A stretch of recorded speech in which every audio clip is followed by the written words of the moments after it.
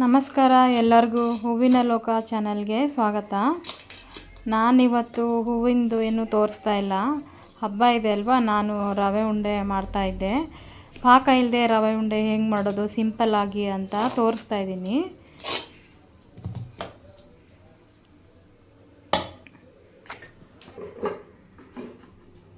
ನೋಡಿ, ಫಸ್ಟು ಒಂದು ಬಾಣಲಿ ಇಟ್ಕೋಬೇಕು. ದಪ್ಪ ಇರೋ ತಳದ್ದು ಒಂದು ಪಾತ್ರೆ ಇಟ್ಕೋಬೇಕು.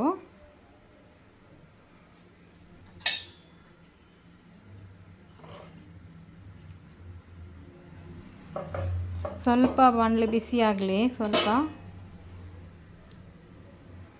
1 ಕಪ್ ರವೆಗೆ 1 ಕಪ್ ಸಕ್ಕರೆ, ಆಮೇಲೆ ಗೋಡಂಬಿ ಮತ್ತು ಬಾದಾಮಿ, ಆಮೇಲೆ ಏಲಕ್ಕಿ, ದ್ರಾಕ್ಷಿನೂ ಹಾಕೋಬೋದು. ನನ್ನ ಮಕ್ಕಳು ದ್ರಾಕ್ಷಿ ಬೇಡ ಅಂತ ಇದ್ದರು, ಅದಕ್ಕೆ ಸ್ಕಿಪ್ ಮಾಡಿದ್ದೀನಿ. ನಿಮ್ಗೆ ಬೇಕಂದರೆ ಹಾಕೋಬೋದು.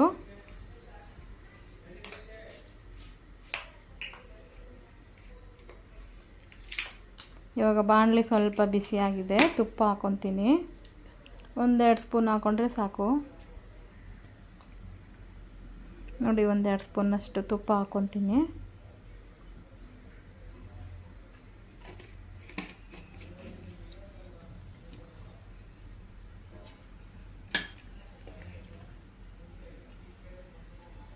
ಗೋಡಂಬಿನೂ ಬಾದಾಮಿನೂ ಸ್ವಲ್ಪ ಮೀಡಿಯಮ್ ಫ್ಲೇಮ್ ಇಟ್ಕೊಂಡು ಫ್ರೈ ಮಾಡ್ಕೊತೀನಿ. ಸ್ವಲ್ಪ ಕಂದು ಬಣ್ಣ ಬಂದರೆ ಸಾಕು, ತುಂಬ ಹಸಿದ್ರೆ ಚೆನ್ನಾಗಿರಲ್ಲ. ಅದಕ್ಕೆ ಲೋ ಫ್ಲೇಮಲ್ಲಿ ಫ್ರೈ ಮಾಡ್ತಾಯಿದ್ದೀನಿ.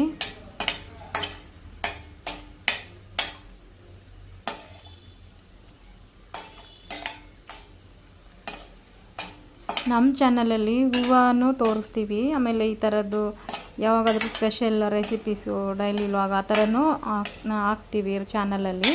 ಹಾಗಾಗಿ ಈ ವಿಡಿಯೋನ ನಾನು ಮಾಡ್ತಾಯಿದ್ದೀನಿ. ಇದು ಸ್ವಲ್ಪ ಗೋಲ್ಡನ್ ಕಲರ್ ಬಂದಿದೆ, ಇದನ್ನ ತೆಗಿತಾ ಇದ್ದೀನಿ.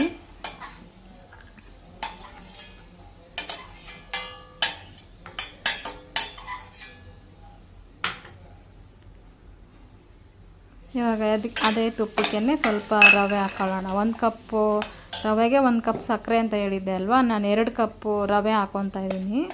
2 ಕಪ್ ರವೆ ಹಾಕ್ಕೊಂತ ನೋಡಿ ಹುರಿತಾ ಇದ್ದೀನಿ. ಇದು ಕೂಡ ಅಷ್ಟೇ ಲೋ ಫ್ಲೇಮಲ್ಲಿ ಸಣ್ಣದಾಗಿ ಹುರ್ಕೋಬೇಕು. ಇದು ಸ್ವಲ್ಪ ಕಲರ್ ಚೇಂಜ್ ಆಗಬೇಕು, ಗಮ್ ಅಂತ ಸ್ಮೆಲ್ ಬರುತ್ತೆ. ಅಲ್ಲಿವರೆಗೂ ನಿಧಾನಕ್ಕೆ ಹುರಿಬೇಕು. ಹುರಿತಾ ಇದ್ದೀನಿ.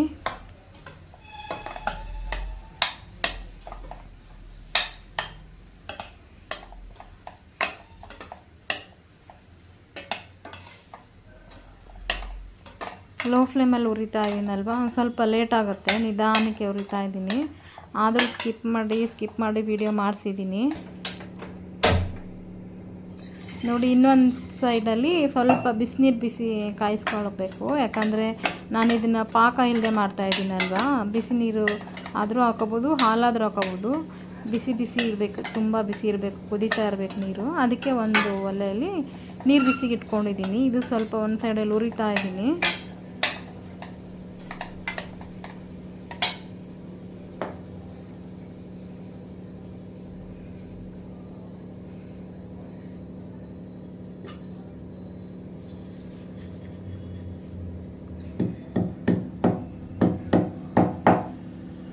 ಏಲಕ್ಕಿನೂ ಅಷ್ಟೇ ಜಜ್ಜಿ ಇಟ್ಕೊತಾ ಇದ್ದೀನಿ. ನಾನು ಮೊದಲೇ ಸಕ್ಕರೆ ಪುಡಿ ಮಾಡೋವಾಗ 1-2 ಏಲಕ್ಕಿ ಹಾಕಿ ಗ್ರೈಂಡ್ ಮಾಡಿದ್ದೆ, ಘಮ ಬರಲಿ ಅಂತ.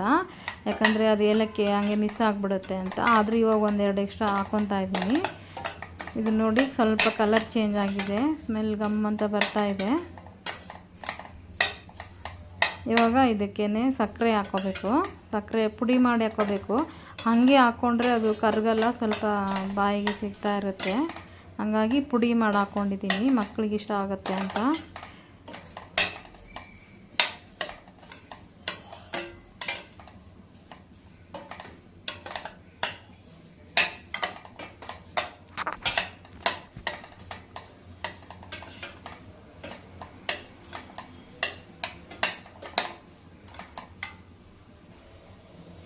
ನೋಡಿ, ಸಕ್ಕರೆ ಹಾಕ್ತಾಯಿದ್ದೀನಿ. ಇವಾಗ ಸಕ್ಕರೆ ಹಾಕಿದ ತಕ್ಷಣ ತೆಗೆಸ್ಬೇಕು. ತುಂಬ ಹೊತ್ತು ಹೈ ಫ್ಲೇಮಲ್ಲಿ ಬಿಸಿ ಮಾಡಬಾರ್ದು. 1-2 ಸೆಕೆಂಡ್, 1-2-3 ಸೆಕೆಂಡ್ ಬಿಸಿ ಮಾಡಿಕೊಂಡ್ರೆ ಸಾಕು.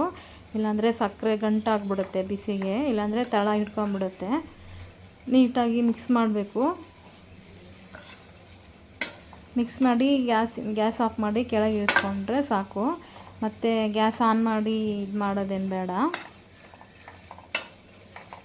ನೋಡಿ ಗಂಟೆಲ್ಲ ಸ್ವಲ್ಪ ಚಿಕ್ಕ ಚಿಕ್ಕ ಗಂಟಾಗುತ್ತೆ, ಅದು ನೋಡಿಬಿಟ್ಟು ನೀಟಾಗಿ ಮಿಕ್ಸ್ ಮಾಡಬೇಕು. ಇವಾಗ ನೋಡಿ ಮೊದಲೇ ಹುರಿದ್ಕೊಂಡಿದ್ನಲ್ವ ಗೋಡಂಬಿನೂ ಮತ್ತು ಬಾದಾಮಿನೂ ಹಾಕಿ ಮಿಕ್ಸ್ ಮಾಡ್ತಾಯಿದ್ದೀನಿ. ಇದಕ್ಕೇ ಬಿಸಿ ಬಿಸಿ ಇರುತ್ತೆ, ಅದಕ್ಕೇ ಹಾಕ್ತಾಯಿದ್ದೀನಿ.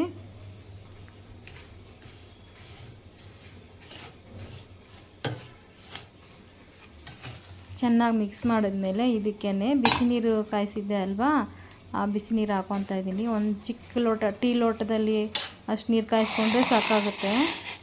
ಸ್ವಲ್ಪನೇ ಹಾಕೋಬೇಕು, ಜಾಸ್ತಿ ಹಾಕ್ಕೊಂಡ್ರೆ ನೀರು ಥರ ಆಗಿಬಿಡುತ್ತೆ. ನೋಡಿ ಇಷ್ಟೇ ಹಾಕ್ಕೊಂಡಿದ್ದೀನಿ, ಫುಲ್ ಇಷ್ಟಕ್ಕೂ ಸರಿ ಹೋಗುತ್ತೆ. ಎಲ್ಲನೂ ಮಿಕ್ಸ್ ಮಾಡ್ಬೋದು, ಅಷ್ಟರಲ್ಲಿ ಎಲ್ಲ ಆಗುತ್ತೆ. ನೀಟಾಗಿ ಮಿಕ್ಸ್ ಮಾಡಿಕೊಂಡ್ರೆ ಫುಲ್ ಉಂಡೆ ಕಟ್ಬೋದು. ಮಿಕ್ಸ್ ಮಾಡ್ತಾಯಿದ್ದೀನಿ ನೋಡಿ.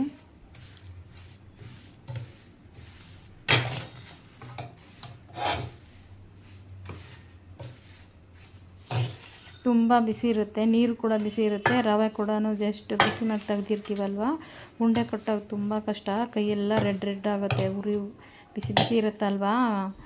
ಆರಿಸ್ಕೊಂಡು ಕೂಡ ಕಟ್ಬೋದು, ಏನಾಗಲ್ಲ. ಒಂದು ಸ್ವಲ್ಪ 2 ಸೆಕೆಂಡ್ 3 ಸೆಕೆಂಡ್ ಆದ್ರೂ ಕಟ್ಬೋದು.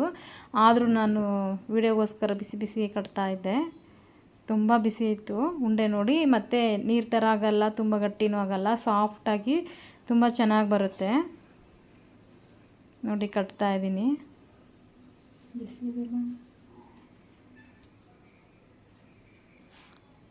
ಮತ್ತು ನಮ್ಮ ಚಾನಲ್ನ ಸಬ್ಸ್ಕ್ರೈಬ್ ಮಾಡಿ, ಬೆಲ್ ಐಕನ್ ಪ್ರೆಸ್ ಮಾಡಿ, ಶೇರ್ ಮಾಡಿ, ಲೈಕ್ ಮಾಡಿ, ನಮ್ಮ ಚಾನಲ್ಗೂ ಸಪೋರ್ಟ್ ಮಾಡಿ.